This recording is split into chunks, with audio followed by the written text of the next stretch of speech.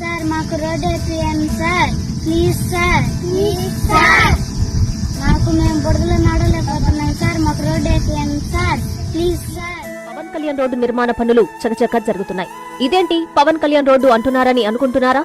నిజమే, అక్కడ నిర్మిస్తున్న రోడ్డును చూస్తున్నా అందరూ పవన్ కళ్యాణ్ రోడ్డే అంటున్నారు. పవన్ కళ్యాణ్ సార్, మా ఊరికి రోడ్డు వేయించండి సార్ అంటూ ఆ గ్రామ విద్యార్థుల విజ్ఞప్తికి డిప్యూటీ సీఎం పవన్ కళ్యాణ్ పంచాయతీరాజ్ శాఖ మంత్రిగా వెంటనే స్పందించడం, రోడ్డు దుస్థితి తెలుసుకుని మరుసటి రోజే రోడ్డు నిర్మాణానికి 84 లక్షల రూపాయల నిధులు మంజూరు చేయించడం జరిగిపోయాయి. ఆ తర్వాత రోజే శంకుస్థాపన, రోడ్డు పనులు ప్రారంభమయ్యాయి. ఇప్పుడు చకచక చల్లగిరిగల నుంచి గజ్జలవారిపల్లి వరకు జోరుగా పనులు జరుగుతున్నాయి.